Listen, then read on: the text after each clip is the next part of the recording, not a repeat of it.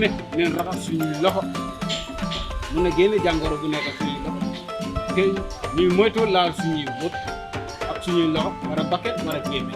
Myth 4. Waaw nijaay. waaw. feebari coronavirus bi maa dégg rek. waaw. feebari réewum tàngal. ku la wax loolu ñun waa def ji. waxul foofu dara. feebari réewum tàngal. déedéet yaa ngi nax sa bopp. nijaay. gis nga feebar bii dina jàpp ku nekk. am na ñun jàpp si yeneenu tund fii ci dëkk bi. feebar bi lu xam la de te ñëpp lay jàpp nag wasalaam.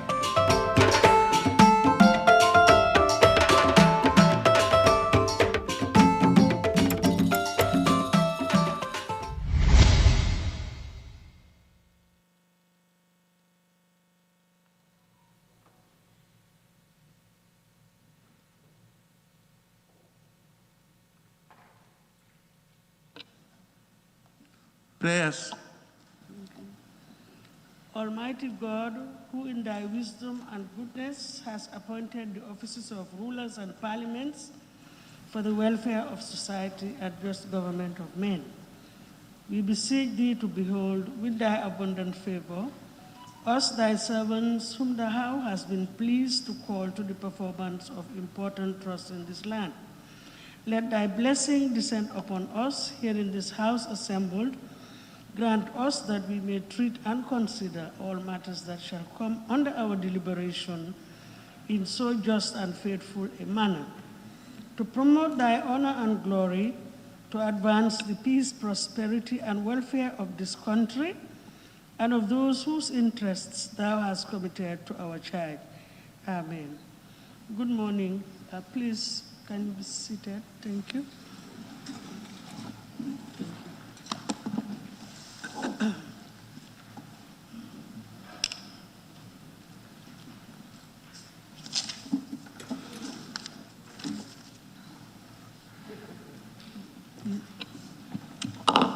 Communication from the chair. Thank you.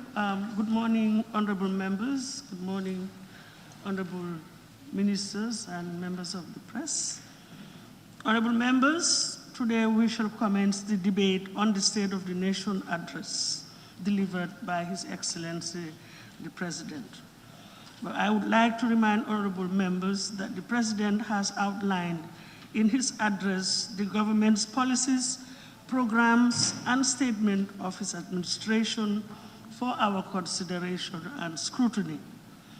Equally, he has entreated us to continue to work together in the best interest of the nation, peace and stability amidst COVID-19 pandemic. Therefore, I wish to reiterate that we must nurture our young democracy for a peaceful and prosperous Gambia, and in doing so, I kindly urge honorable members to reflect and debate on the address with due diligence. And I thank you all for your attention. Clerk, can we proceed, please? Thank you. Correction and approval of records of votes and proceedings of the National Assembly sitting of Tuesday, 22nd September 2020. Thank you very much.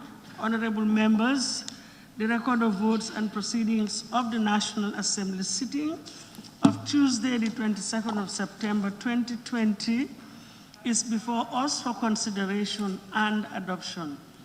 Can any honorable member please move that the said record of votes and proceedings be considered and adopted? Any volunteers?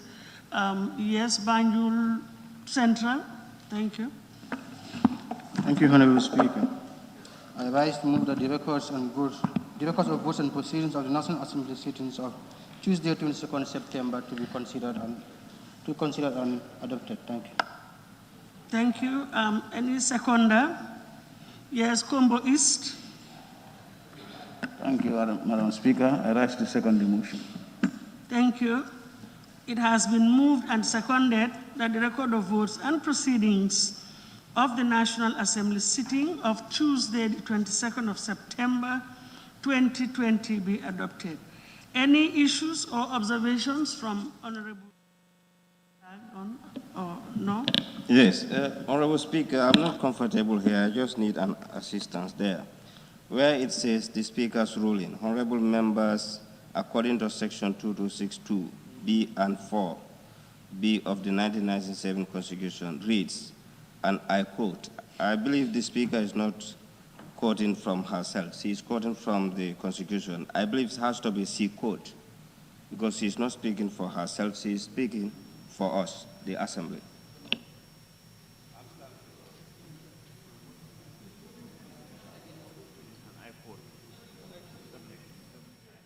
Assembly. And again, the emphasis is mine. Essentially, the debate should center around the subject matter under discussion. I'll therefore urge and call on all honorable members to respect and observe the rules as indicated earlier. And I thank you all. May we now invite tags so that... Honorable Speaker, point of order. Sorry.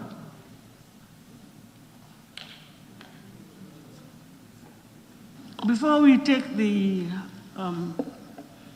list, the tags, may I just recognize the presence of Her Excellency, the Vice President of the Republic. Thank you. Yes, Central Badibu, your tag was up. Yes, point of order. Yes, clause 51. 51, matters of the day. A member may seek leave of the Speaker to make a statement to the Assembly on a matter which fulfills the criteria specified in paragraph 3. A member seeking leave shall submit a formal request writing to the clerk not later than the time provided in paragraph 4, outline the subject of the matter proposed statement. I wish to make a statement with your permission, Honorable Speaker, and I have submitted my request to the office of the clerk.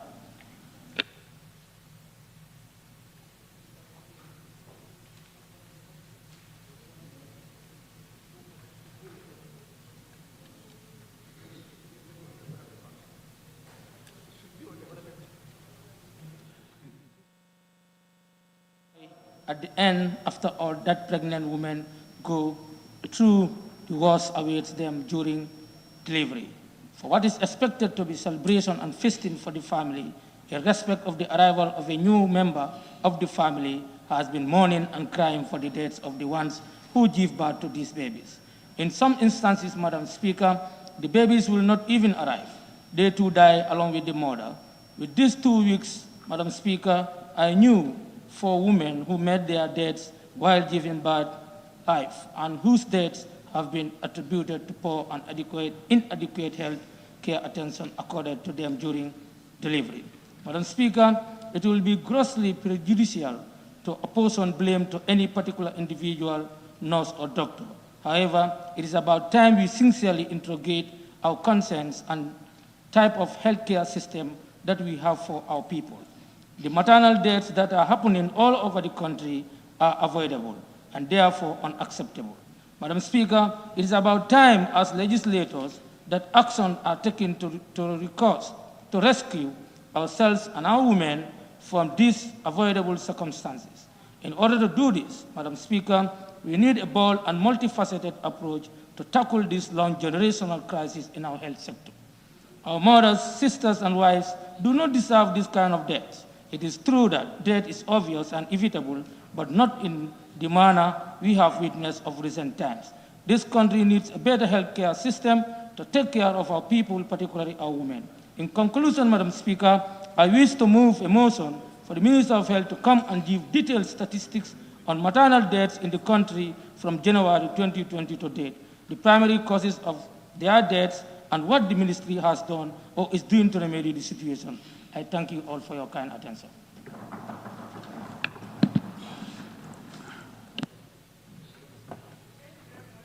Has been read and the motion will be considered later. Thank you very much. Point of order, Madam Speaker.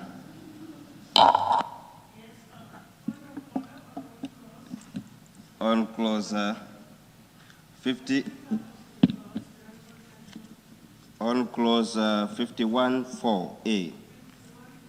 Yes, it says a request under this standing order shall be made. Yes. A request under this standing order shall be made not later than 9 a.m. on any sitting day. 9:30 a.m. on any sitting day, and the time now is after 11. So, if you read it, a request under this standing order shall be made no later than 9:30 a.m. on any sitting day. Honorable member, let's first of all understand that our official time here starts at 10 o'clock, number one. Number two, the request was made much earlier than 9 o'clock on the sitting day. So I would overrule your objection. Thank you. Please, can we proceed? Thank you. Honorable members, can you raise your tags for your intervention so that it will be recorded? Yes, from here. Please, can you?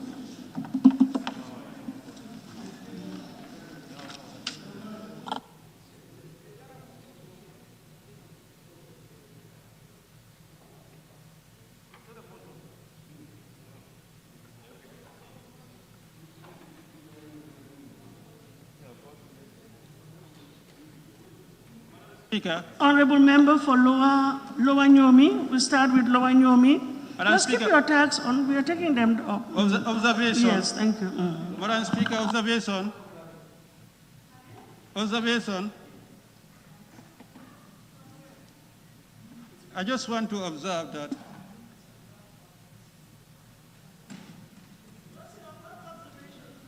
I have before me proposed motions.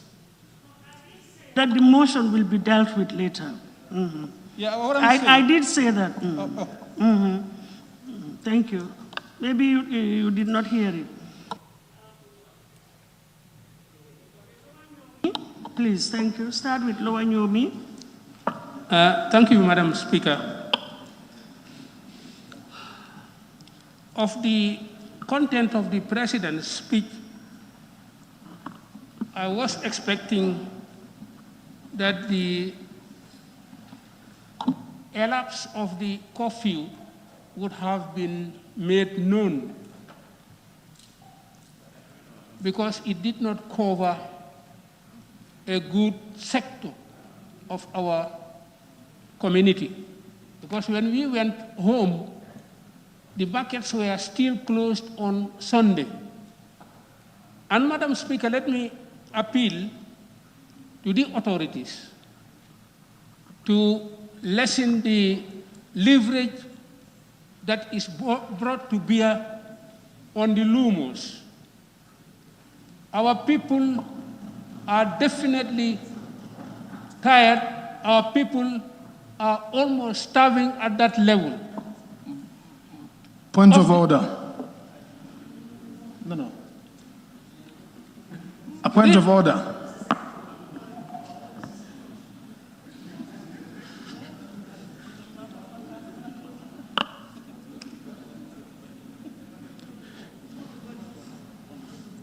The statement.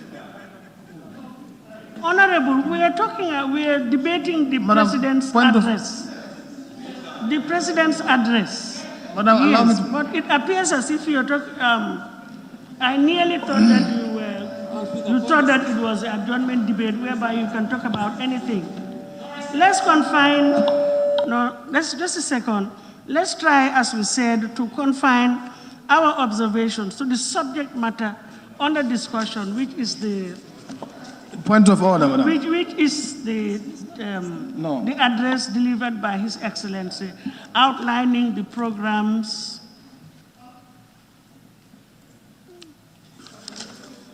and policies of his government. Yes. Point of order. Can you allow a point of order? Somebody wants to raise a point of order. Just a second. Thank you, Please. Honorable Speaker. Honorable members, please. I am appealing for all of us to be orderly.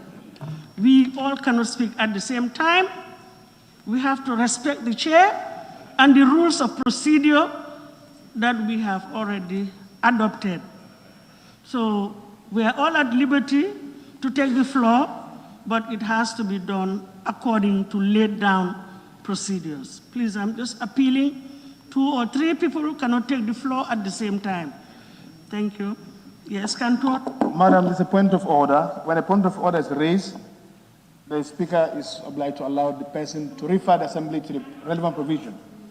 I'm raising a point of order 51.8. No individual statement on a matter of the day shall exceed 3 minutes, and the time allowed for the matter of the day shall not exceed on 3 minutes. The member is not touching on the statement made by the mover. He is dealing with the present statement. Thank you.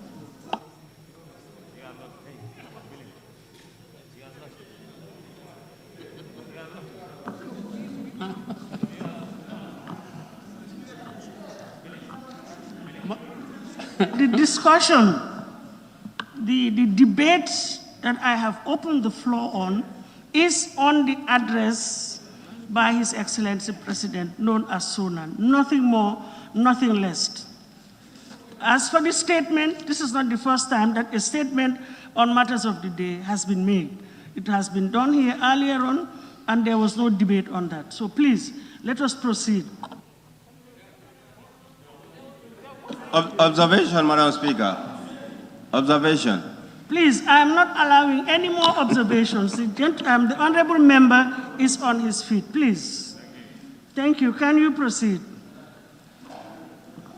Madam Speaker, as I said, of clarification, Honorable Speaker. I didn't hear the elapse of the curfew as was part of the content of the speech of the President. And I was expecting also to hear that there was lessening and allowance for the loomers to operate countrywide. That's my intervention.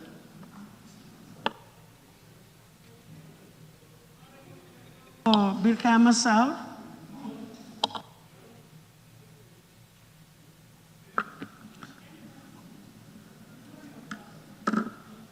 Thank you very much, Madam Speaker.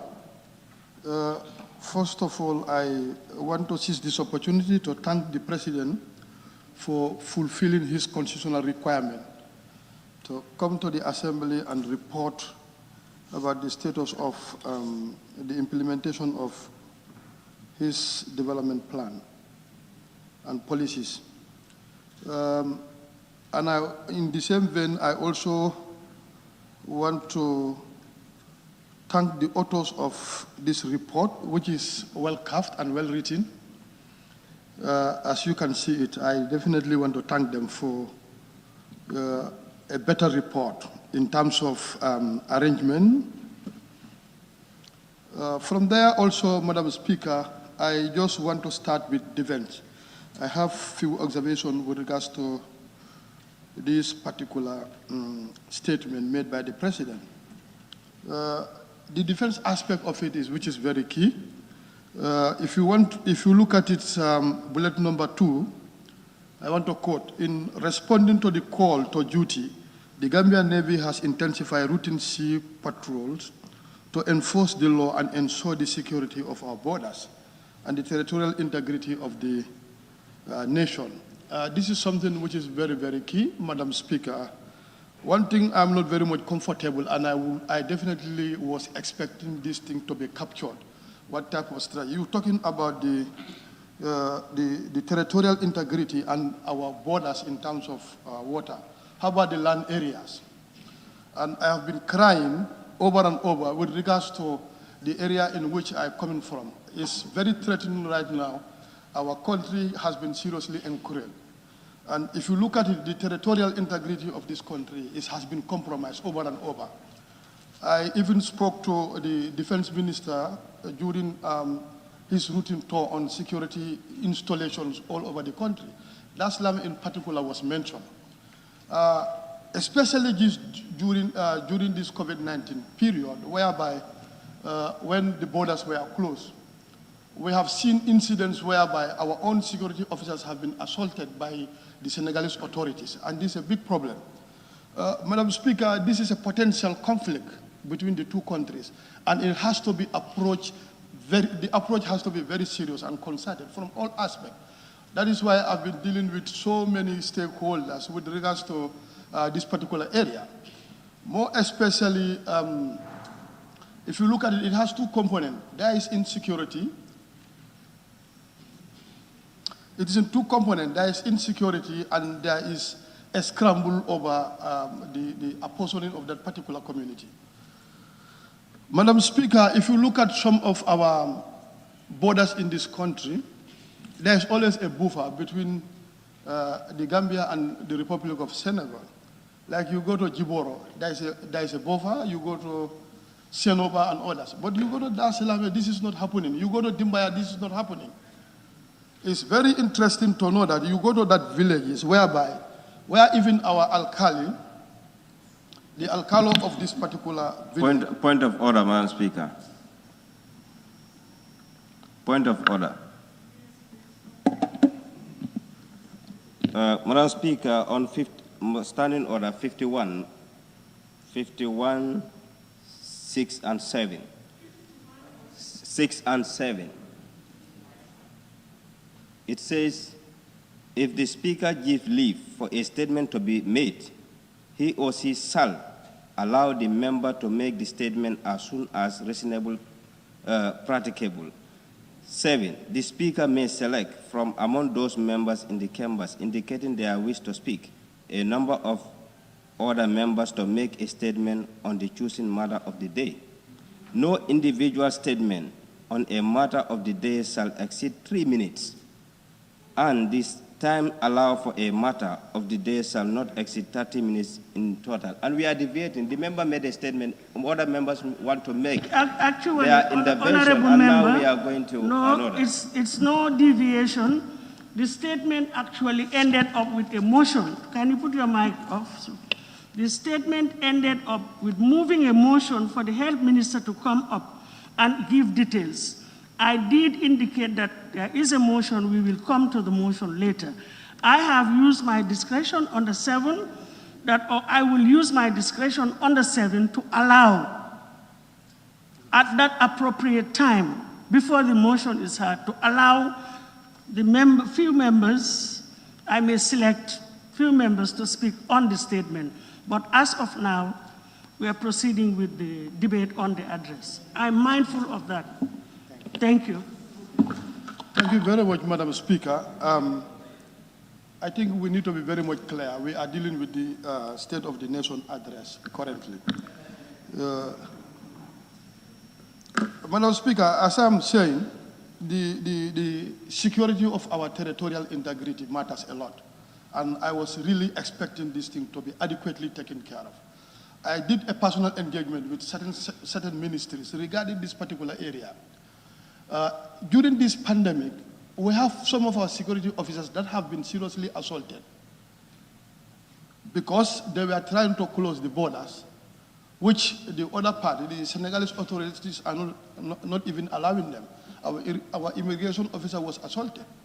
And the only time I've seen the government intervening when there is a potential conflict. Because there was an instant the youths definitely want to go to that place and attack this said person. There is somebody in this particular community who is claiming to be a Senegalese. And I've been saying it over and over, the man should face a deportation. He's inciting violence in our country. If you look at the level of encouragement in that particular community, it's very, very alarming. And this can explode at any time. The youths mobilizes themselves and they want to attack these people if the government cannot do it. So it is very important. As I'm saying, you go to other borders, there is a buffer between these two countries. But you go to this community, this does not exist. It's not existing. You go there, they will tell you, in fact, there are pegs that are put in there by them claiming to be colonial pegs. I did engage the Ministry of Local Government, the minister, regarding that particular demarcation to at least engage his counterpart to make a demarcation. But I was told they sent a request from the British government to look into their archive, whether they will see the map of the Gambia to use that to demarcate. How long will it take it to get an ordinary map from UK? When still now this conflict is blooming. From there, you go to Dimbaya, where our alkali and the water resources minister is here, where we even constructed that borehole. That area is claimed to be in Senegal. There is no buffer. Our alkali and all those communities are said to be in Senegal. So that one needs a real attention. I've been saying this over and over. So I was expecting this type of the territorial integrity of this country need to be protected. Not only with the water borders, but the land borders need to be defined. And we have to know that this is our territory. Anytime, there are a lot of issues happening in this area. I've been saying it. And it's better we approach it and resolve it amicably. If not, this can be a potential conflict between the two countries. From there, Madam Speaker, you look at the Environment Ministry, climate change. Bullet number 3 and 4, like the implementation of the large-scale ecosystem-based adaptation project. You talk about it, but I was also expecting, the minister did promise that this year they are going to make transplanting of seedlings. But we need to get the statistic. We are promised that 1 million trees are going to be transplanted. But how much have been? That also need to be in the report in order to tell us how many trees have they planted throughout the country. But that is not even coming.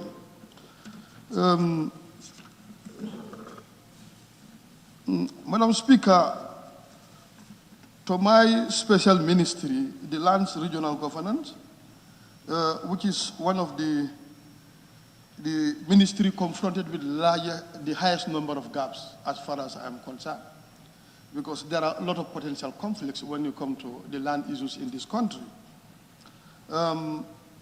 Yes, the Land Commission have been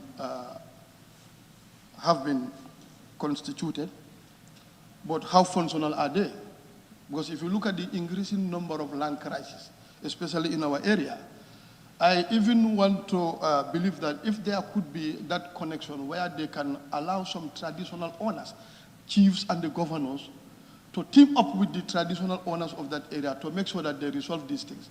But if you look at the manner in which it is done, it's serious. You go to a part in my community whereby people go with a lot of weapons at that land conflict, attacking one another.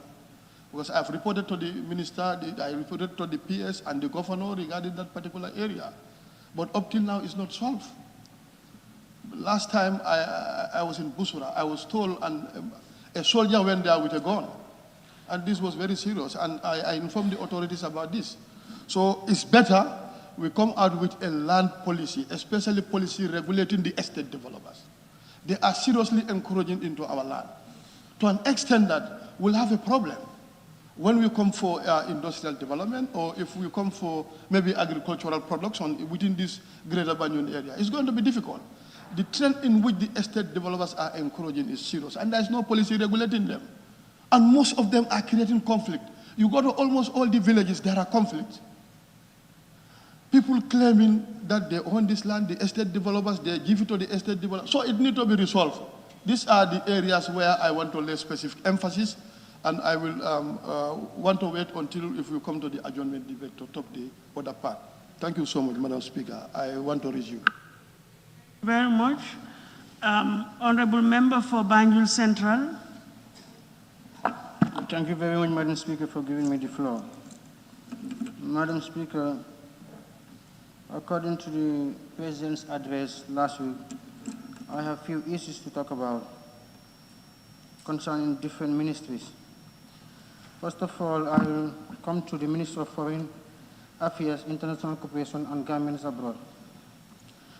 Madam Speaker, we all know that the whole world is in trying moments since 9 months ago, since in January.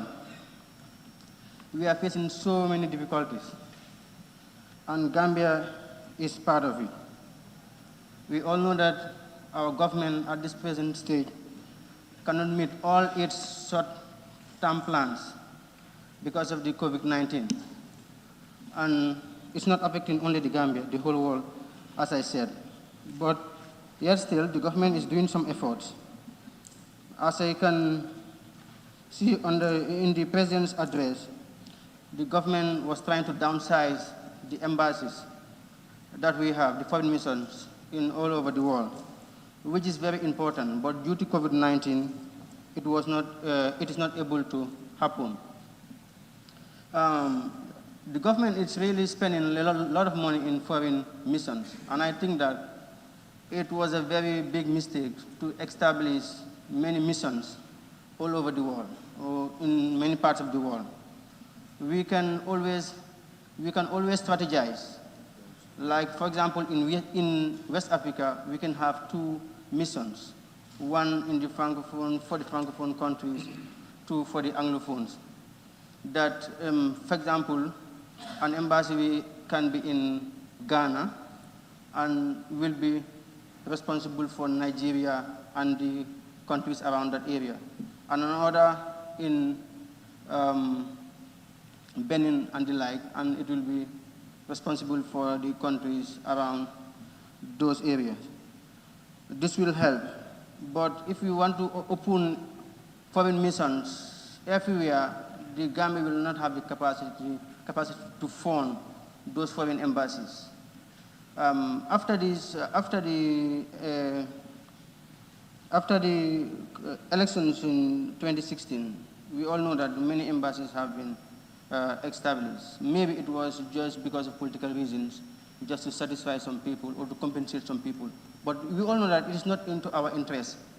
So coming up with this initiative, it is very good. It is very good to do that, to close some embassies and to recall the diplomatic personnel to do staff monitored program. Because sometimes so many people are sent to these embassies, just as I said, just because to satisfy some people or to compensate people, which is not fair. Some of them are even overloaded. But doing this will help a lot. And then we have to put a mechanism to control it again, for it not to be overloaded again. Like, we should avoid whenever a person is removed from his or her position, like for example a ministerial position, and the person wants to compensate the guy again or to make the guy or the person happy and then send it to the foreign mission, then we'll be doing the same thing. We'll come to this point again. So I'm appealing to the government to avoid such things. Going to Interior, we have all seen the efforts that the Security Service have been doing during the pandemic. The immigration, the police, the fire service, you name them, they have been doing so many efforts to control the border, to make sure that everything is intact. But we have a problem. We have so many porous borders here that we all know that our officials cannot control to the level that we want them to do that. The main thing is that they don't have the requirement equipment or the materials to do that. Like, for example, immigration officers don't have enough vehicles, motorbikes. Police, the same thing, they don't have enough vehicles and motorbikes. So for them to do their job, it will be very difficult. It will be very difficult to patrol all the borders. And the porous borders give us so many problems. So the government should look into that to make sure that they are well equipped. Doing this will always help us, because when we have these problems of emergencies, we can easily contain them. But if we don't prepare for this, when this type of problem comes, we always be in a problem. Before fixing it, it will go to a level that for us to control it will be very difficult. So I'm appealing to the government to make sure that all these security sectors are well equipped. It is very important. In Interior, looking at prisons department, the initiative that the government is coming up with is very important. Trying to bring training programs, skill programs for the adult inmates, so that when they are out of prisons, they will be able to fit in the society, to have their professions, to be able to earn their livings. It is very important. But I'm appealing to the government, because so many people are complaining that And some inmates who were in prison are complaining that the food is very poor. The quality of the food is very poor. So I'm appealing to the government to look into that so that inmates will have the correct balanced diet, the food that they need, the quality food that they need for them to eat, to be healthy and to be very strong.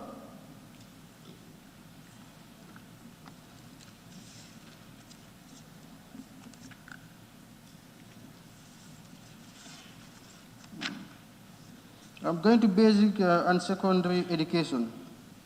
Honorable Speaker, we all know that since March, all schools have been closed, and children has lost a lot of learning hours, so many, and some even tend to forget what they've learned before because the period they have been sitting at home, it's very long at the moment. They didn't do the third term, and we are coming into the next academic year, and I believe it will not start early too. So the government is trying to make a strategy here for the schools to recover their learning hours, but it will be very difficult. It will be very, very difficult. So I'm suggesting that school days shouldn't be only from Monday to Friday. It can be from Monday to Saturday. Secondly, we should avoid these midterms. Every time, 3 days midterms and the like. It's just a waste of time. It's just a waste of time. And coming to the next academic year, exams should be taken, let's say, at the tail end of the term. It shouldn't be early. Otherwise, kids will finish their exams, and then there will be maybe 1 or 2 weeks that they will sit at home, or they will not be doing anything at school. So it will be very difficult for them to cover up the syllabus that they lost and the syllabus of this upcoming academic year.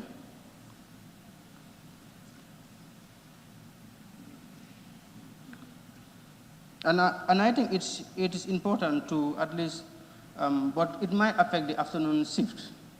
But otherwise, the learning hours should have an increase from 8 a.m. to 3 a.m. But that suggestion, I think it will not work because we have so many schools, so many kids that are going for afternoon shifts.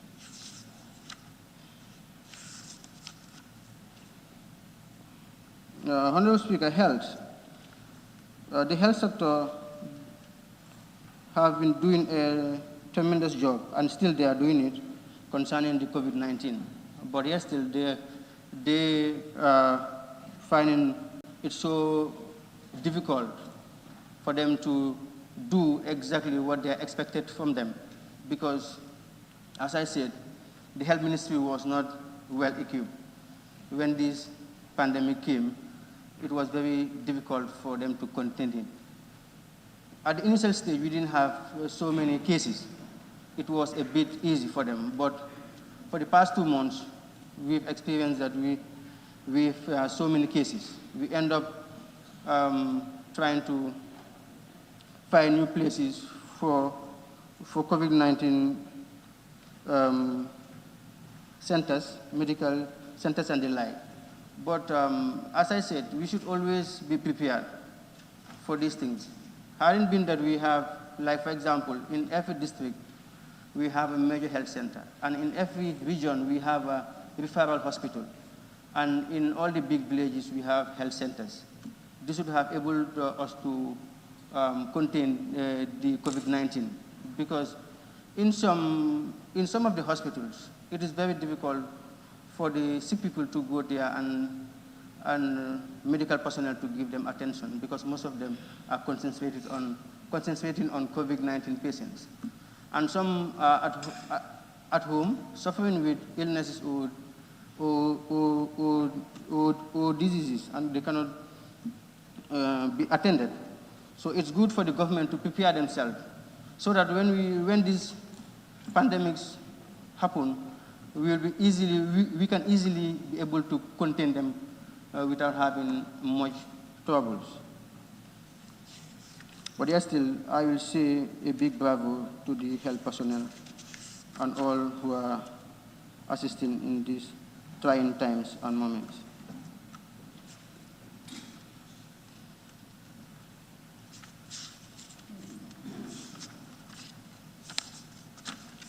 Honorable Speaker, I will go to youth and sports. Oh. For higher education, research, science and technology, the government coming with the initiative of transforming GTTI and MDI to degree awarding institutes is a very good initiative. To be quite honest, it will help people or students who have the ambition to study technical courses. But many at times, they will start it and will not be able to achieve a degree in the Gambia here if they don't go outside, because GTTI only offer diploma and advanced diplomas. And they are and some of them are very good in the areas, in the technical areas that they want to study. But yet still, we have to be very prepared, because like, for example, GTTI offering technical courses. Presently, if you go to GTTI, what I'm trying to say here is that it's not organized at this present time, because if you go to GTTI at this present time, they're offering law, they're offering human resources, they are offering management courses and the like. It went to an extent that all those students who are not doing technical courses are given more priority than the ones doing technical, because they always occupy their classes. In fact, for the technical students to have class, to have their classes, it's always a very difficult thing. Many students have been complaining that for years now. So coming up with this initiative, trying to make GTI totally a technical degree awarding institute will be a very good initiative. But I'm also appealing to the government too. For MDI, it's a very good institute, but they are lacking the financial muscles to do what they want to do, because the University of the Gambia is occupying 35% of the classes belonging to MDI. So MDI always have the problem to take the required number of intakes that they want to take, simply because the university is occupying the classes that belongs to them. Presently, early this year, the library of the MDI is now under the control of the University of the Gambia for law and business library. So meaning that the University of the Gambia has now seized the library of the MDI using it. And they are using almost all of their facilities. Even the generator that they use when NAMEC is off, it belongs to the Management Development Institute without any compensation. And I know that there is no MOU between the University of the Gambia and MDI. It was something that started years ago when Professor Ka was the Vice Chancellor of the university, and his wife was the Director General of MDI. So it was something, a verbal MOU. So if they want MDI to be a degree awarding institute, so they should vacate the facilities that they are using, so that MDI will have the capacity to do that. So I'm appealing to the government and the ministry to consider that.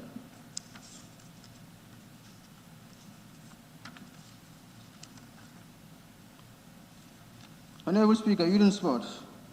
It is mentioned in the President's address that they are working towards upgrading the Friendship Hostel to a 3-star hotel at an estimate of $35 million. This is one of the most important initiatives that the government wants to do.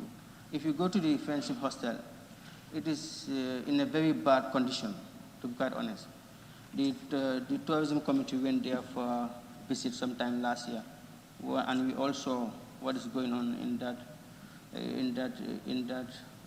hostel or hotel. There is no major renovation since it was built in the 1980s. There is no major renovations. The condition is so bad. The rooms, the swimming pool, everywhere, the laundry, the kitchen. And coming up with this initiative, it will help the government. It will help the Friendship Hostel to be able to be having more customers. They have a hall there, conference room. Government can be patronizing them. The functions that they want to be doing or that they want to do, the workshops and the like, they can be patronizing the Friendship Hostel, so that the subvention that government gives them it's very low, so that it will help them to manage the hostel and the whole independent stadium. But without that, there will be a time that they will not even be able to use the facilities anymore. So with this comment, so these are the comments that I have in the SONA. So I think I'll take my seat here. Thank you, Honorable. Thank you very much. Nominated member, Honorable Ndayasin Cheka, thank you. Thank you very much, Ma. I want to commend the President for doing justice to these constitutional matters, although better late than never. I was expecting it in the first quarter of this year, but thank God it has come around this time. What I would have loved to see is the constraints that we have in this country. We have numerous constraints in this country. And what I would have loved to hear is that development on health, so that people will not be frightened to go to the hospital despite the COVID-19. But it's true, we had problems because of this COVID-19. But what is done? We commend the Health Committee for doing justice to go, because we know what is happening in the ground. We have to commend the Minister of Health and his team, but more needs to be done. Malaria, people don't even talk about malaria now. And is it that because of the COVID-19, malaria is no more existing? Is that so? Is it that because of the COVID-19, high blood pressure is no more existing? Or is it that because of the COVID-19, yellow fever is no more existing? All these things are on the ground. But now people are so afraid to go to the hospitals now.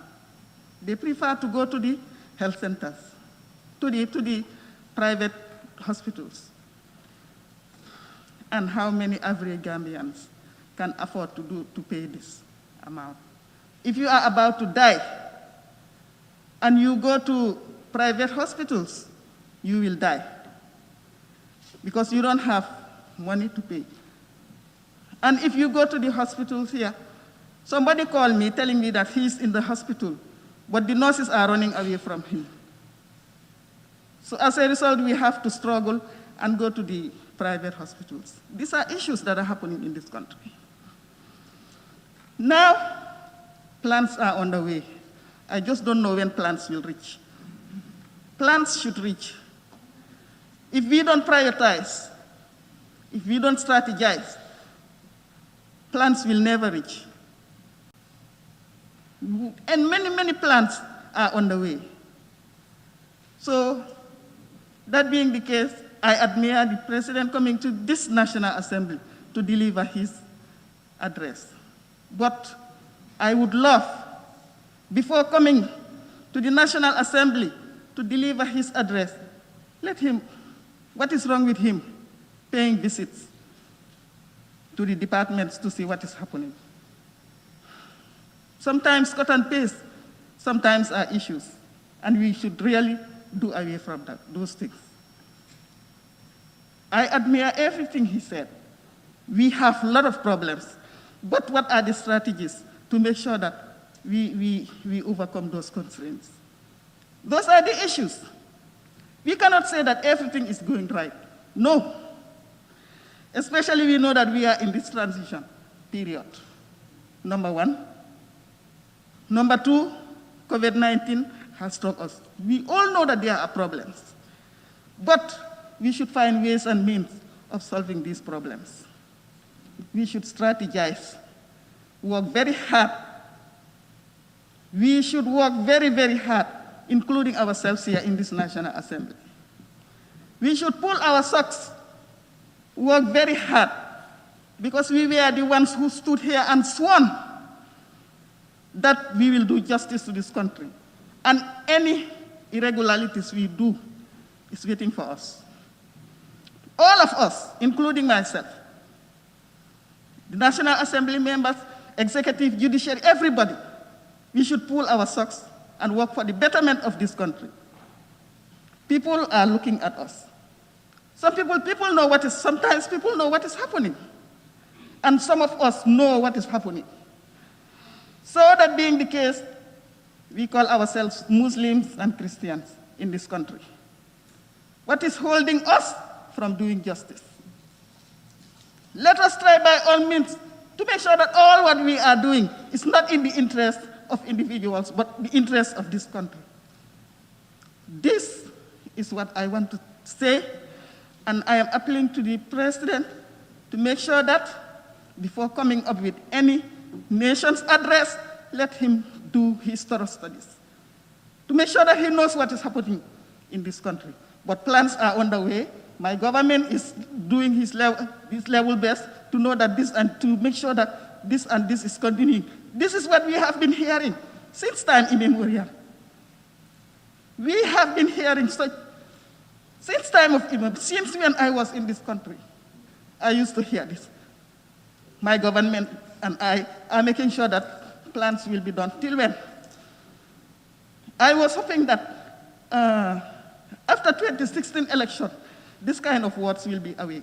But still, I am hearing it. And I am appealing that we do justice to this country. We are going, others will come. We are going, others will come. Let us do justice amongst ourselves. Let us try to see that constraints can be overcome, and problems can be solved. Thank you. Thank you very much. Honorable Member for Fonyi Berefet. Thank you, Honorable Speaker. Let me seize this opportunity to commend His Excellency President of the Republic for fulfilling one of his constitutional mandate. This takes me straight to the statement made by the President under the Interior Ministry. A lot of achievements have been made by the police, but I felt that's what fundamental omission that should have been highlighted. That's of great concern to the nation. That's the issue of accidents. I've not seen any statement relative to accidents, and we are all aware that road accidents are taking a lot of lives in this country, particularly in my constituency and the West Coast region. But there's no indication as to what efforts the police are doing in order to mitigate such fatal road accidents. This is key. Concrete steps that the government intends to take in terms of reducing road accidents by way of installation of CCTVs and other traffic gadgets to contain the said fatal accidents. I would have loved to see that, because road accidents is a grave concern to the nation in general, particularly my constituency. That takes me to the Ministry of Higher Education. The issue of Ndemban Skills Center has been mentioned over and over. I do appreciate the government's effort. However, a lot needs to be done. I'm aware of a lot of good things that are going under the scene, And there's one point in time, let me comment the government monitoring committee that went to decide themselves to see. But then the more time it takes, the more dilapidated the building becomes. I was there recently, and then in other rooms, you can see the roof falling off, the doors falling apart. So in essence, the more it takes for government to complete it and establish the institutions, the more damage will be done to the building. And that will be extra cost. Although I appreciate what's been done, but there's need for better plans and a time frame for the completion of the refurbishment of that skill center, so that the youth of this country could be given the opportunity to learn skills, to allow them to participate in the socio-economic development of this country. Madam Speaker, that takes me to lands regional government.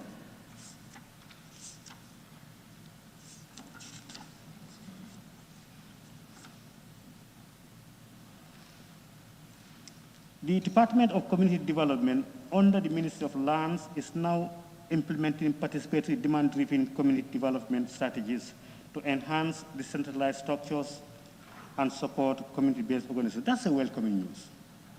In order for the decentralization to take its rightful position in this country, the decentralized structures need to be supported. They need to be enhanced, they need to be capacitized. To be precise, the VDCs and the WDCs. That's a welcome news. However, one fundamental issue under that department that is not here, that's government's contribution in terms of the implementation of the decentralization process for the support that it intends to give to the local councils. That's not been mentioned. If you go to other policies, whether the Local Government Act 2002 and the Finance Act 2004, has closely indicated what the government's responsibility is to the local councils. And this has not been mentioned.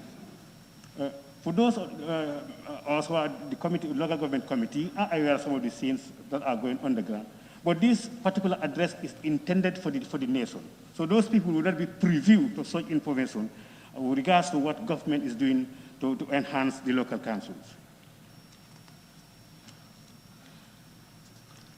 Madam Speaker, last but not the least, environment and climate change.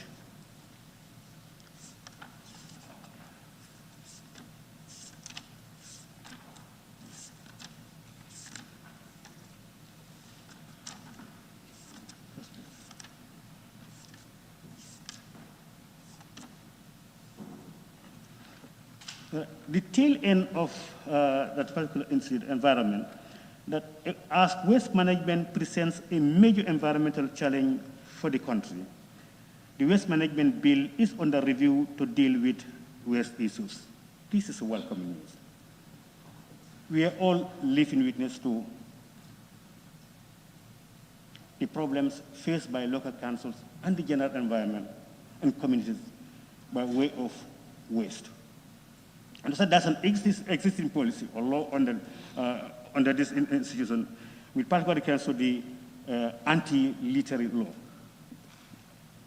which also equally welcome. But then this policy,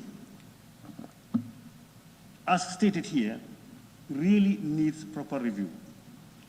Because having a policy in itself alone is not sufficient. This has to do with our attitudes. We are fond of actually putting more burden on the environment, including myself. Even you driving in vehicles, you chewing your nuts, you see people throwing it out. So this issue actually is of great concern. And the council, as I said previously, the council alone cannot deal with this. It needs the intervention of the government. However, community participation is also very, very key. How do we manage our waste? Even if we dedicate all our trucks to waste collection and disposal, that will be not be enough. Because everybody is disposing waste, and a few are collecting it. So unless proper strategies are put in place and policies to ensure our waste are managed from our homes and disposed of effectively, the issue of waste will remain a nightmare in this country. But I appreciate and thank the Ministry of Environment for coming up with this initiative to ensure that to review the existing policy and law, to make it better, to enhance it, So that will adequately help us in the fight against waste management and disposal in this country. Madam Speaker, on that note, I want to thank the President once again for fulfilling his constitutional mandate. Although we are all aware of the issue of COVID-19, which is also a nightmare which has held the world to ransom, and the Gambia cannot be excluded. So we need to put our efforts together. As the Honorable Nominated Member has said, actually, we need to come together as a nation. We need to work together.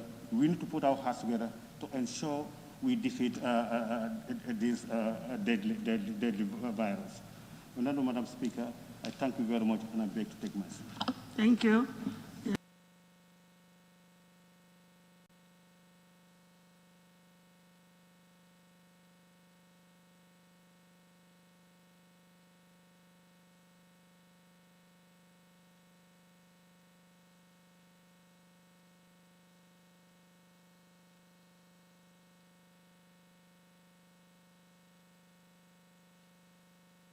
Talindi. Thank you very much, Madam Speaker, for giving me the floor. I will also like to join the previous speaker to commend the President of the Republic for giving a very important speech of the nation address. Madam Speaker, I will start my intervention on the interior, where the President has stated that, however, it is predicted that collection for 2020 is likely to drop severely due to the pandemic. Similarly, the production and issuance of national identity cards, biometric passports, and other official documents were postponed. The result was a huge loss for the revenue for the sector. Madam Speaker, however, I didn't hear the President touch on anything about issuance of number plates. Issuance of number plates were done by GRA before, and it was reported in this assembly that government spent 40 million and gained only 9 million out of it. And this was shifted from GRA to the Gambia Police Force. Nothing was said about that. I think I am in line with the honorable nominated member that the President needs to do his own investigation, even though they give him a report. Madam Speaker, on the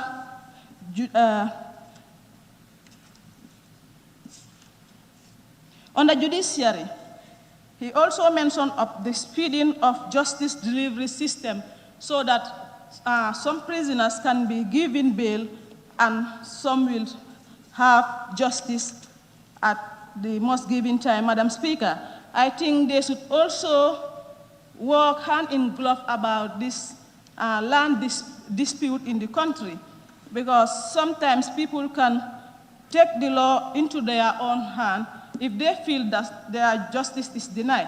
Madam Speaker, sometimes you have a case at this district tribunal. If they want to scale down the courts, I think the local tribunal, they need to educate them. Because you may have a case there, you will be going for a year, day after day, and you will end up seeing that your time is wasting and justice is not done. This is why there are a lot of land disputes in the country. So I think the government or the justice minister should work in consultation with the with the district tribunal to help them to fast track their works. Madam Speaker, on the petroleum, I didn't also hear the President touch anything about the fuel dump at Mandinaring dump site. And I think it is very important for us to have a police station, fire station at this place, because it's in the mix of the community. Madam Speaker, on the health, I think the inefficient malpractice in the dumping, I didn't hear the President also talk about that. I think it's also a case for concern. And I also think on the,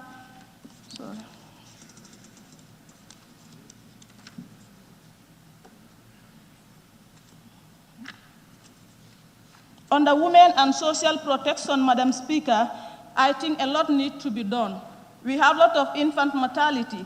If we want our health sector to be attractive to the investors, I think more need to invest in our health. A lot of women are dying, and therefore I think the government should do something to see whose negligence such occur or to attract our health system. On that note, Madam Speaker, these are the few remarks that I have on the SONA, and I beg to take my seat.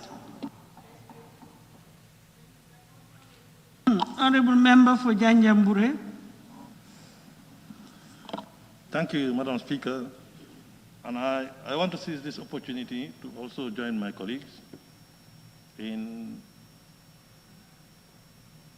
telling the President that we are glad that he has fulfilled his constitutional mandate by coming here to give us a breakdown of his government's programs.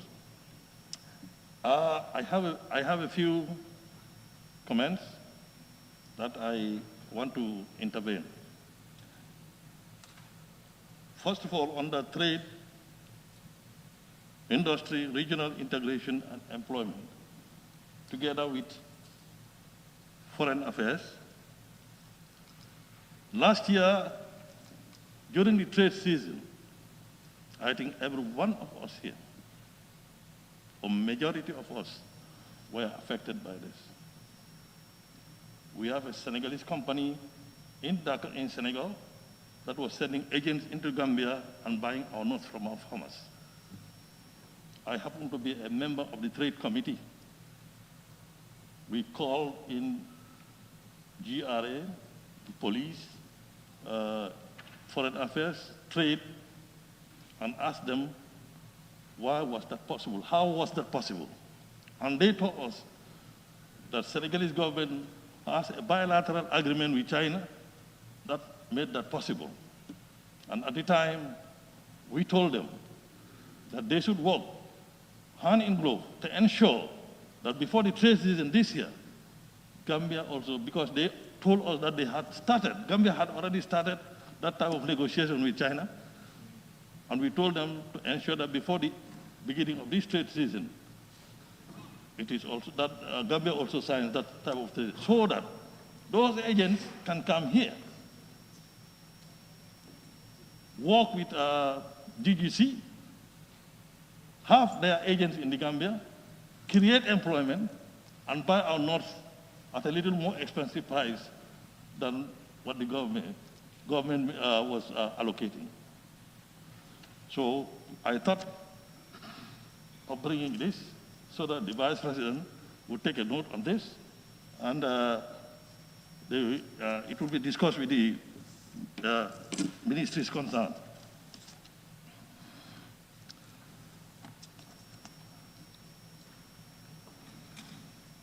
On page 29 of 70, number 9,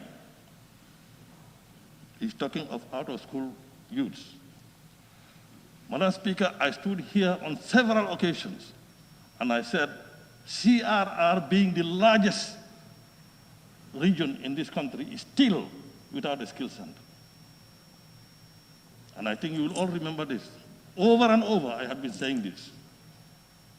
And still, it is not. Madam Vice President, please look into this. This is going to reduce, it is going to increase youth empowerment, and it's going to reduce rural-urban drift. So it is very important. On the agriculture, page 31 of 70, honorable members, I think you'll all agree with me that last year, during the budget session, we together were able to give extra 100 million to Ministry of Agriculture. We have prepared a report on this, of how it was spent. And we were about to present it at this year's session, but because of this softness, because of this COVID, we are not able to. But we are very, very grateful to the ministry and the president for mentioning it.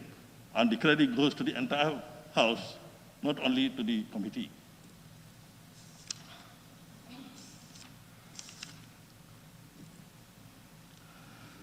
On page 36 of 70, why he talks about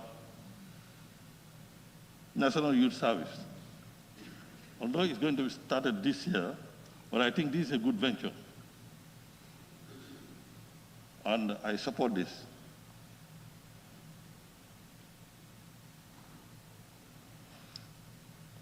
On the preceding page, 30 of 70, where he talks about the Shanghai Initiative.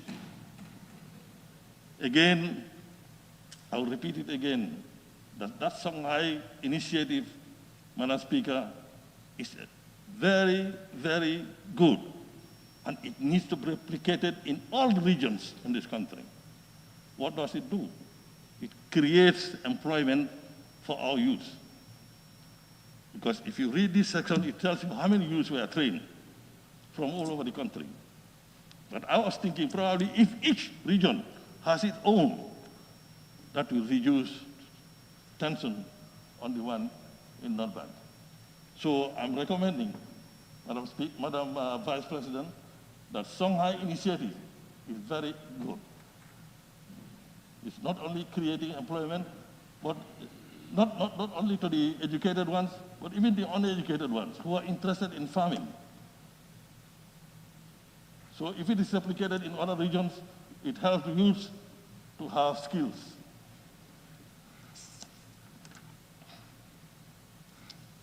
On the arts and tourism and culture, 41 of 70. On the 2, it says the door is open, now open for the Gambia, create industries to benefit from the UNESCO International Fund for Cultural Diversity. Madam Speaker, I think you will all remember Janjambure was among the first towns in this country that started cultural week, that we call Chosan. And later on was taken from us, and now we are trying to create it again. Although I recognize that the Ministry of Youth is sponsoring our Konkoran Festival every year. But this time, we want to create the grand one that we used to do. And we are hoping that from the funds, we may be able to get some to organize this. Madam Speaker, finally, I was expecting to find in this report strategy for post-COVID.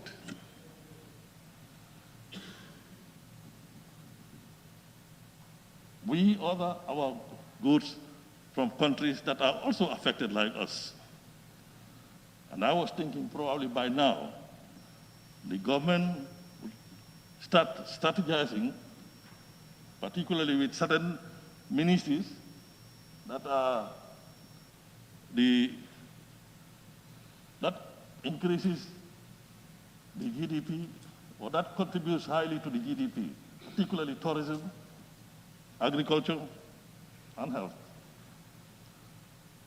But I have not seen anything on the strategy for post-COVID. So I think it is very important,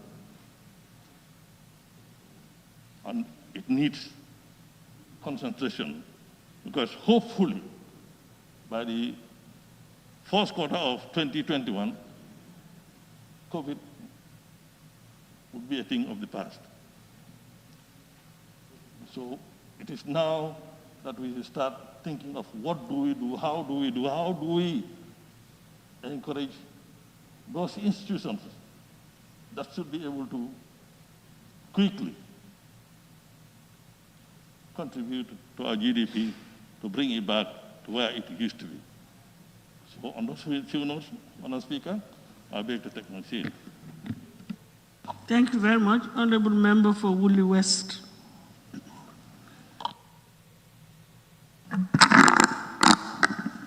Thank you, Honorable Speaker.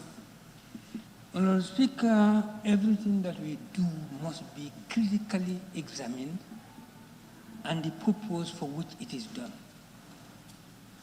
The address of the President to the National Assembly is not a mere formality. Anybody who views it from that point of view, you are wrong. It is not a mere formality.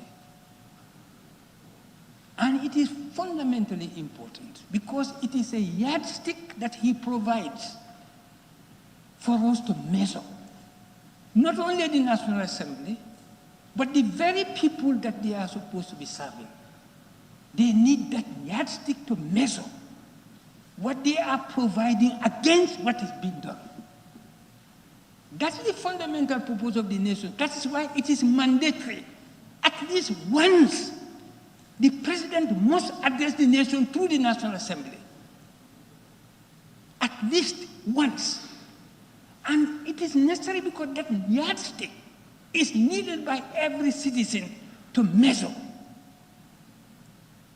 what is being planned against what is being done.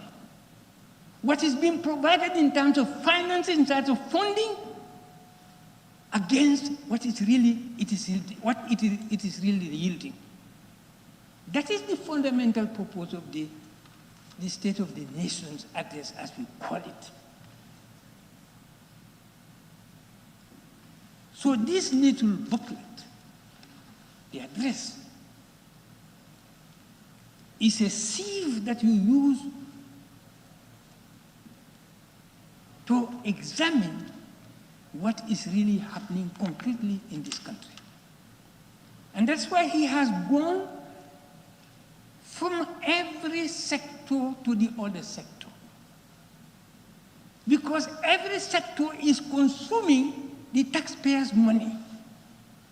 This taxpayer needs to know what I am providing for this particular sector. Is it really yielding what I need? And we, members of the National Assembly,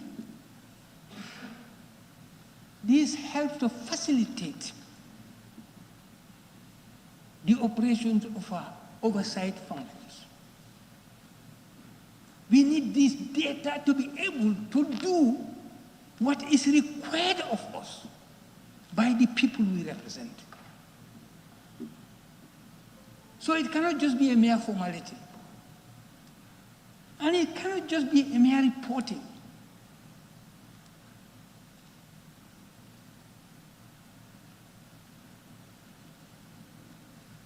Madam Speaker, to begin with,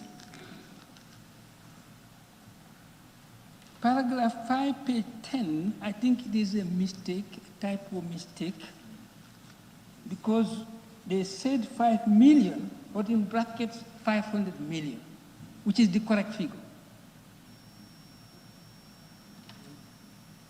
Page 10 of the address, paragraph 5. Madam Speaker, what is today the most crucial thing confronting this nation? And what is threatening the whole world is COVID-19.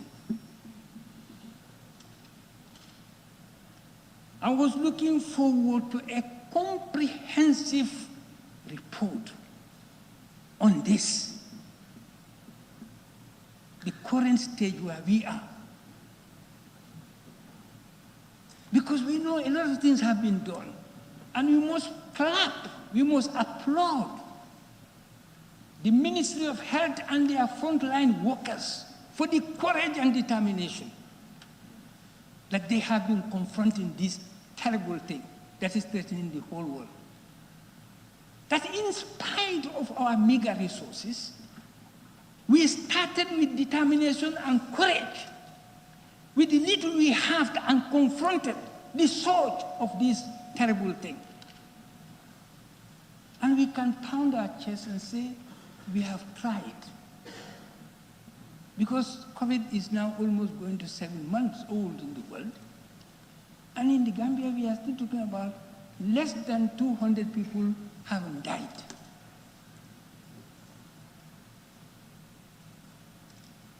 in spite of the meager resources and equipment that we have to confront this deadly disease. I think the Ministry of Health must, of necessity, provide this National Assembly a comprehensive report on this particular situation. What are the challenges? What have we accomplished? And what do we still need to do? Because in the speech I'm told that the 8 treatment centers are being constructed. But we are about 6 months, 7 months old. I thought this would have been the first thing that we should have considered. Because we can't do without that. But all the same, it is never too late for reason to prevail. I know a lot of things have been done, and there are a lot of difficulties to be confronted. And we still need resources to help this sector to be able to become powerful, strong, in terms of personnel, in terms of equipment, in terms of everything that they require to confront this deadly disease.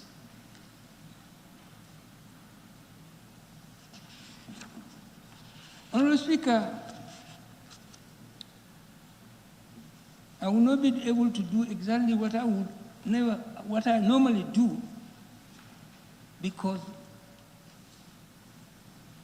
of reasons that are specific to myself. But I'll take few sectors. And I'm happy that the President on this particular sector began with the issue itself, land, regional government. I raised here some time ago, and on that day, happily, almost all the ministers were here, including the Vice President, who was Mr. Dabo at the time. Land conflict is a big issue in this country. And almost every constituency, there is a problem, land problem. And we cannot just sit by and look at this, because this is conflict between people, communities who are living together. In my constituency, there are situations where they have been there for almost 2-3 years, or more than that, almost going to 10 years. And these issues are not addressed. And this is affecting people who are living together, relatives. But it has jeopardized all that relationship. Friends have become enemies. Relatives have become enemies to each other because of that issue. And that is why government you must address this issue in a comprehensive and conclusive way, so that we can move ahead with development. Development can take place in rural areas as far as these situations are prevailing, and they are numerous. In my area, there is nowhere where there isn't one. I can't name not one, but many in my constituency. And I know how they are in other constituencies, so in the URR. But we are silent. As far as I'm concerned, no serious effort is being made to address the issues. And there is a need to do that. Otherwise, you are giving big problem to those who are supposed to live in harmony.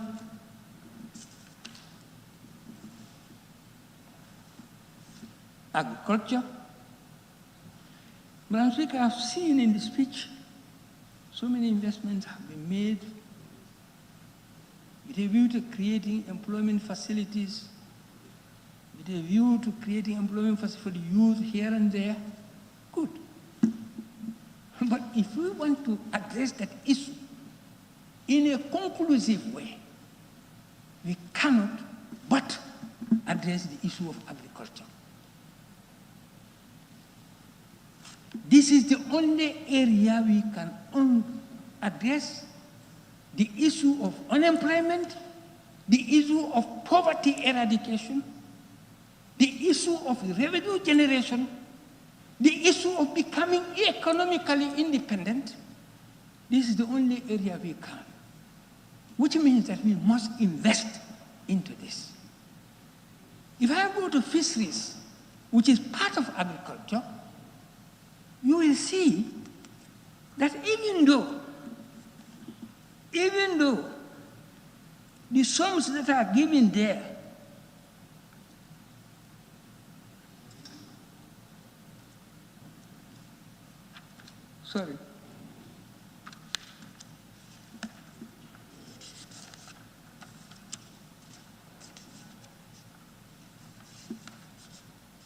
yes, we are told in the first paragraph of that speech in that area that 178,710,608 dollars were generated by this sector. But we know, they have said it here, these are fishing licenses, fines, and fish landings. Supposing we empower this particular sector with the ability to invest, provide fishing vessels, and then we do the fishing ourselves. How many of our young people are going to work on those ships, vessels? How much fish or how much sea resources are they going to provide? How many people are going to work on the land where these things are going to be deposited? How many? How much revenue are we going to generate? We can do without taking money from anywhere in the world. I say this. We can do our development without necessarily indebting ourselves to a point that we cannot move forward. 55 years we have been here. We have been tottering. Development has been tottering because of what we are doing. Take and pay. When you take, you must pay before you can do anything else. And what you use to pay is what you need to do your development. The interest on it is even enough to bring about your development. 55 years. We have diamond. Diamond is this. There's no diamond more than this.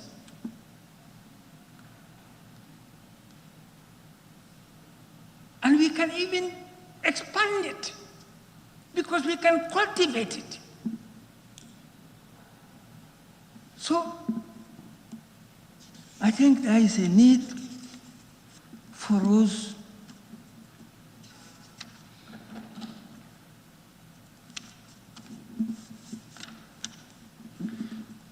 education. I think worldwide, this COVID-19, the sector it has affected so terribly, and the sector without which the world cannot move is the education sector. For almost 7 months, schools are closed.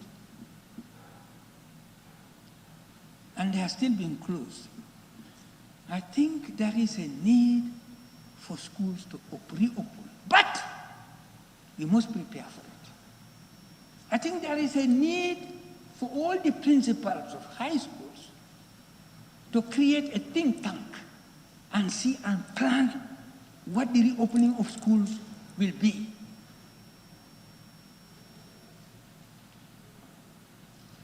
Upper basic principals should do likewise. Lower basic schools, principals should do likewise. We must plan, but we cannot continue to close the schools because that means we are fettering development of knowledge, development of instruments required for the development of our country. COVID-19 is here with us. We have learned to put up with malaria. We have learned to put up with high blood pressure. We have learned to put up with all types of diseases. We must make COVID-19 part of that. We must plan and prepare ourselves to put up with it. But it should not deter and fetter our survival. Human beings have the capacity to overcome any difficulty.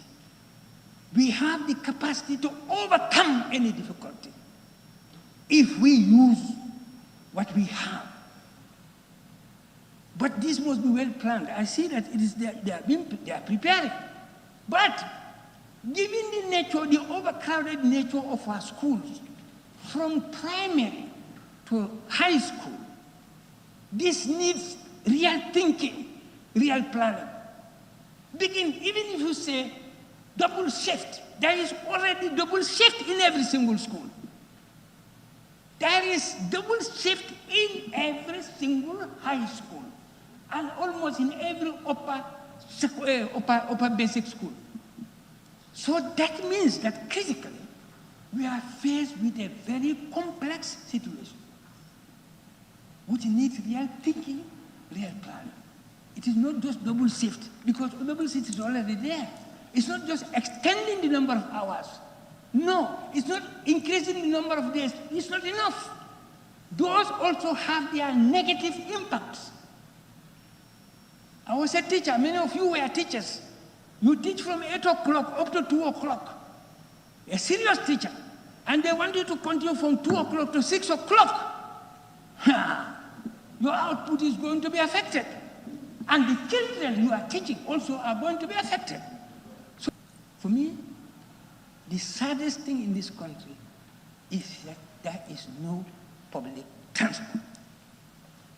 Because the public transport there is inadequate, ineffective. You stand on this road in the morning, you feel sad. People stand on their legs, sometimes from morning up to afternoon, looking for transport to come. Once upon a time, that was not a big problem in this country. When we had what they call it, the transport company that was there before, GPTC. How many transports were applying this road? Banjul Serakunda, Brikama, all those places. They were here. Basse alone, over 10 buses were going to Basse. Almost every big village in Basse has a bus going there. That was possible some years ago. We are moving forward and we are going backward. What is that type of development? This is an industry which was generating money. The money being generated should be plowed back into production. But now it's dead, almost dead. One step forward, 10 steps back. And we say we are developing. C'est pas possible.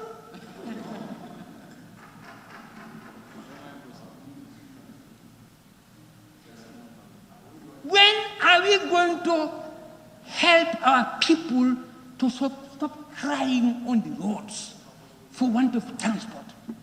Go there now, you'll find them packed at Westfield. This is not correct. 55 years of independence, they say. For me, it's less than that. But for them, 55 years of independence, we still have problem with transport, moving from one place to the other in this country. It should be addressed. Our people are tired. And it's not even helpful for this COVID-19. Because you see, the congestion that you made rules against could not be respected. Because people must go. When transport comes, everybody goes in. Who are you going to drive out? Madam Speaker, I think this is a fundamental issue that must be given serious thought and solved once more. Information.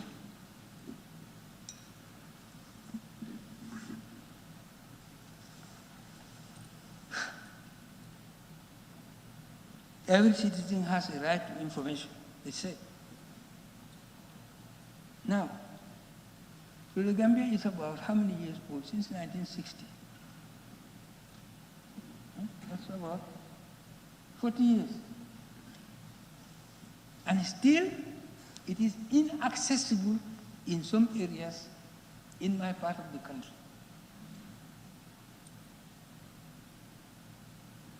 And we are all citizens of this republic. We are all paying taxes. Some have access to certain things to which others don't have. And we say we are equal before the law because we are all taxpayers.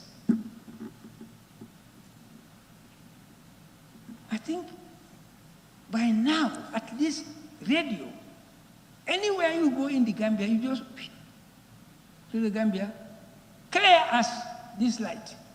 Should be like that. The technology in the world today does not permit that. That people are there, when you open it, there is so much noise, you cannot hear anything. You have to go through something, you know their, technical tactics. That's not enough, madam. And the same goes, that's why our people say radio combo or television combo. Because the ones here are the ones who have access, adequate access to it. To sum up, I want to, madam, to sum up, I want to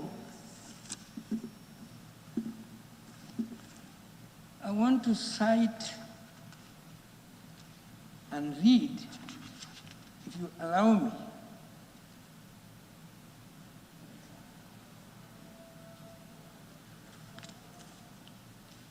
what is in the speech itself.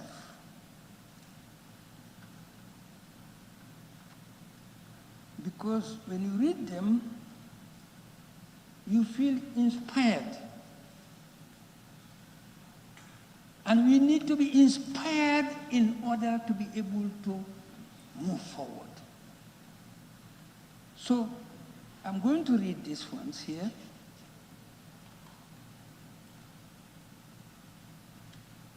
He said, COVID-19 he's speaking about. It has brought about a new social order. That is page 66, paragraph 4. It has brought about a new social order that calls for... I think you were asking for permission to read it. Yes. From what page? Page 66, paragraph 4. It has brought about a new social order that calls for discipline, collective action, determination, and accepting reality as it is. And then page 67, continuing the paragraph 6, these are moments to build on resilience in order to achieve our noble aspirations. But finally, the one on page 68, paragraph 11, we have to have a new way of embracing solidarity for our collective safety and survival. Let us redefine our roles and development paths against the realities of the times. For me, I find this very inspiring because this is what we need in our circumstances. All the time we need it, but we need them more in the current circumstances. This is what we require. Without it, we can do anything. There is no force, however impregnable, that a united and determined people cannot overcome. Thank you very much, Mr. Speaker. Thank you. Thank you very much. Honorable Member for Nyani.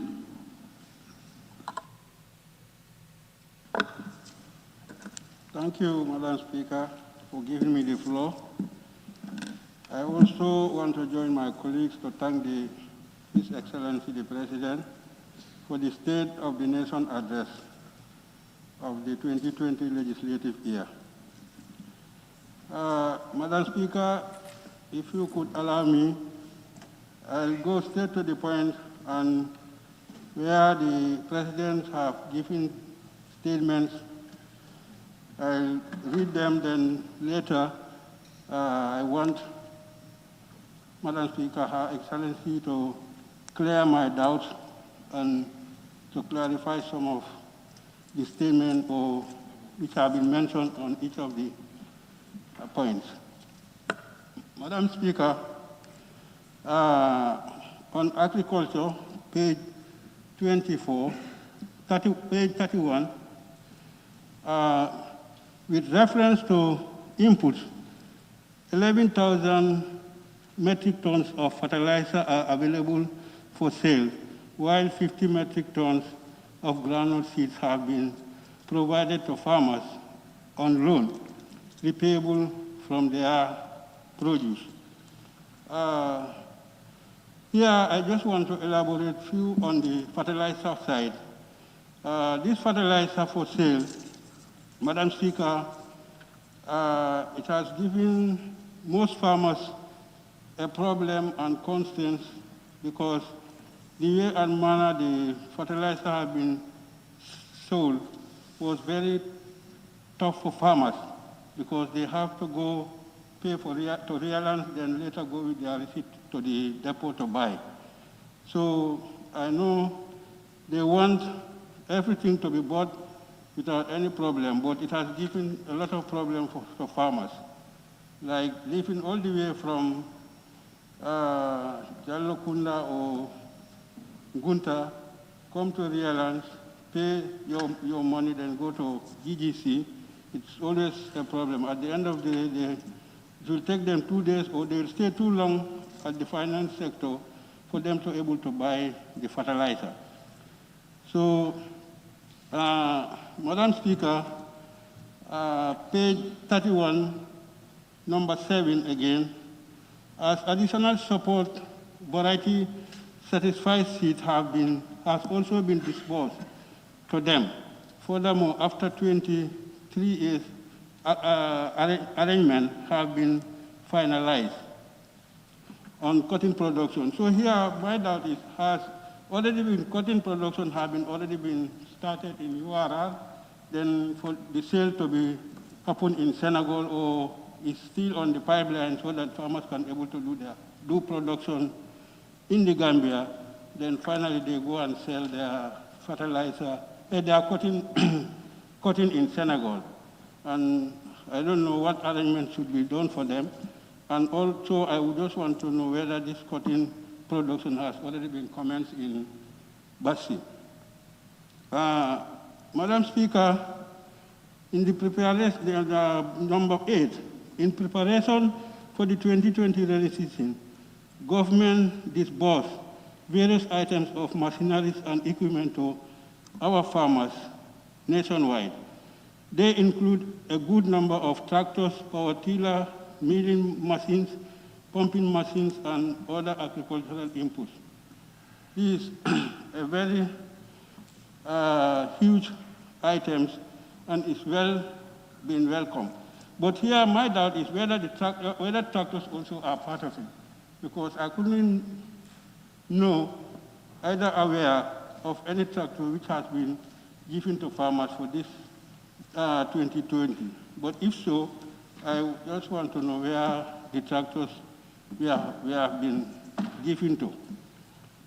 So another one here is about number 9.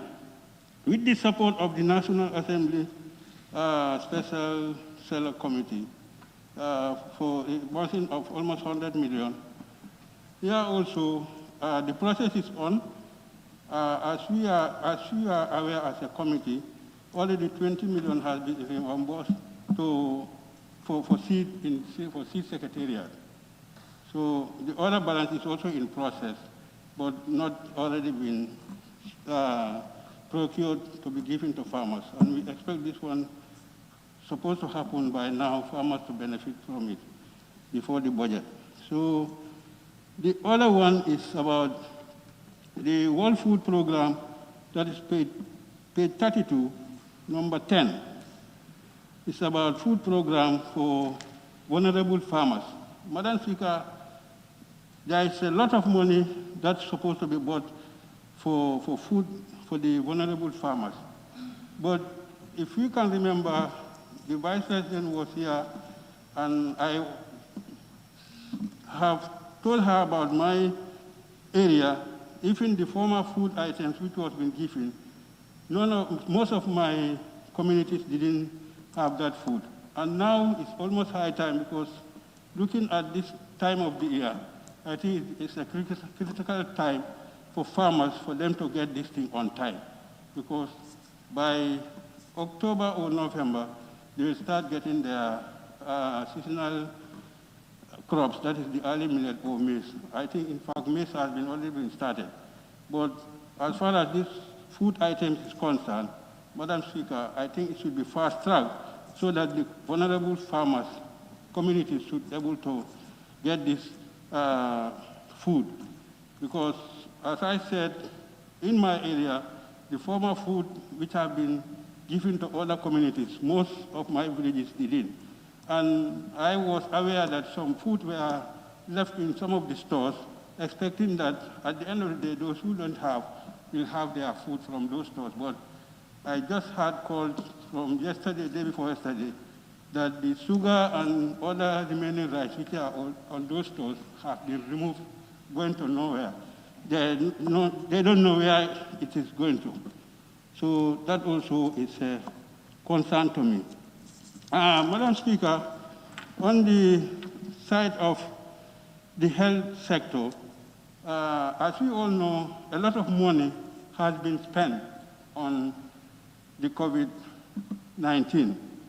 But my area, as one of the minor hospitals in Kuntaul, there is nothing that has been come to the health center there as far as the COVID is concerned. I think we have a report from the special committee that they went to visit this hospital. But at the end of the day, there are a lot of concerns which they have. And even one of my village, which is Amdalai, we have lack of water. And this Amdalai, still now they don't have water, drinking water. So we expect a part of this money should have been spent for some of those things so that the water problem can be solved. Because the select committee has already lamented it, or they put it in their report that Amdalai need water. So, Madam Speaker, this is a concern to us. So basically, almost 500 million which has been spent on health. I think there should be a reason for my area at least to benefit from one of these, from out of this money. So on that note, Madam Speaker, I also take my seat. Thank you. Thank you very much, Honorable Member for Yara East.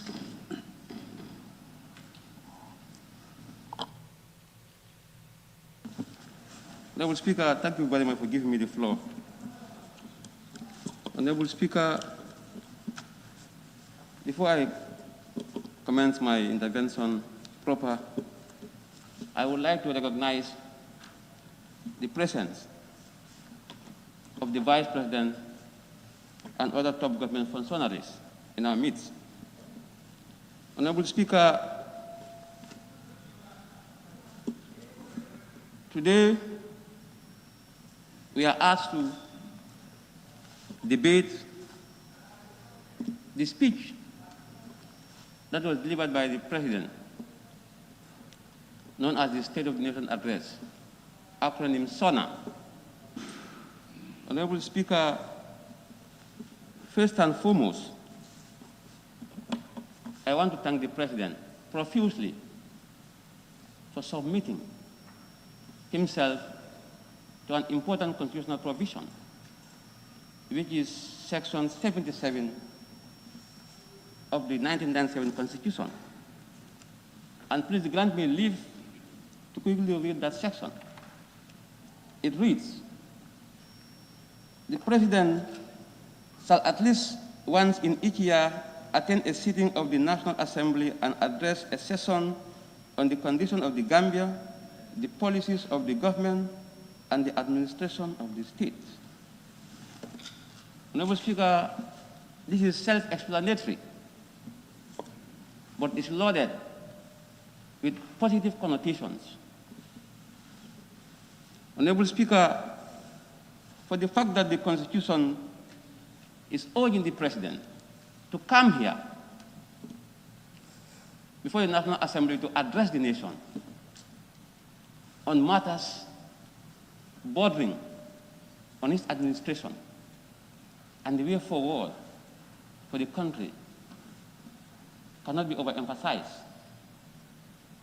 Honorable Speaker, lest we forget,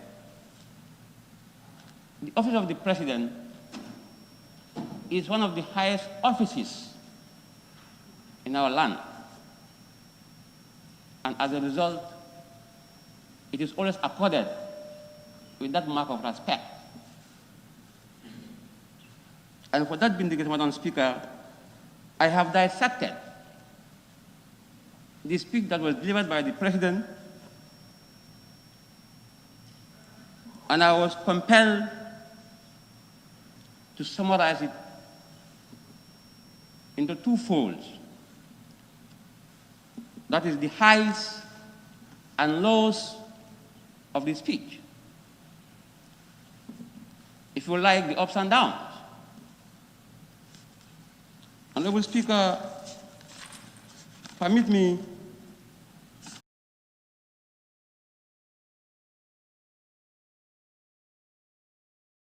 to just read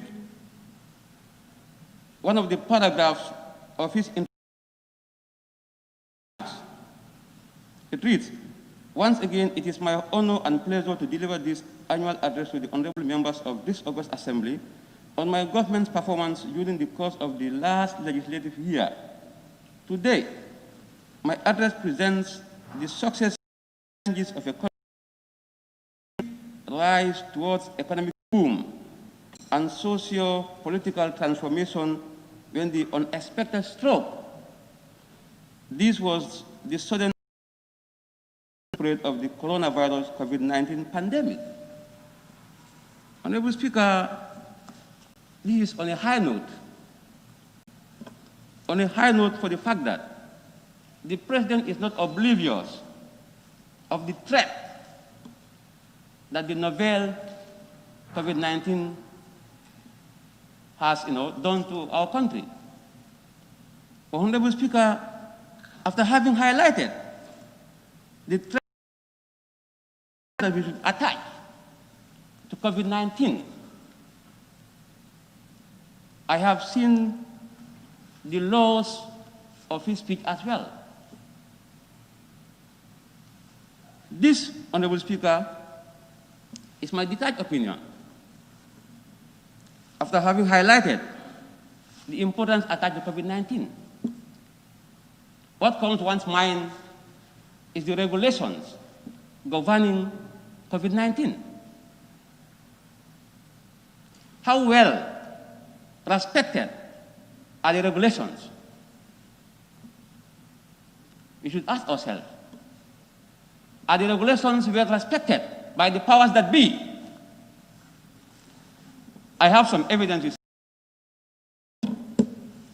I watched one of the newscasts. I saw, and there was a time also,